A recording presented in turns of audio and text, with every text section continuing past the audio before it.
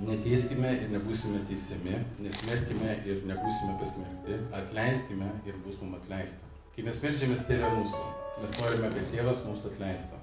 Kas nori, kad Tėvas mūsų atleistų mūsų nuodėmes? O vakar dienos nuodėmes, jeigu mes norime, kad Tėvas mums atleistų, ir mes pasiruoškime. Jėzus sakė, jeigu jūs atleisite nuodėmes žmogui ir jisai mums atleis. Viskas yra natūralu. Bet kodėl Dievas sugalvojo tokį dalyką, kad mes turėtume mylėti vienas kitą? Ir dėl to, kad mes mylime vienas kitą, jisai mus irgi mylės. Dėl to, kad mes atleistume vienas kitam nuodėmes, jisai ir mums atleis. Nu, atrodo kažkokia nesąmonė. Prie ko čia dabar mūsų santykiai ir Dievo atleidimas? Tai iš tikrųjų Dievas mus taip stipriai myli, kad net jeigu mes darome gerą vienas kitam, Dievas tai užskaito taip, kaip mes padarytume gerą jam. Suprantat? Logikos tame nėra. Logikos visai tame nėra.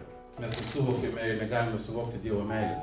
Todėl darant gerą savo artimui ir net neartimui savo priešui, mes darome gerą Dievui. Kodėl aš sugebu vos ne vos atleisti savo artimajam ir Dievas man atleidžia.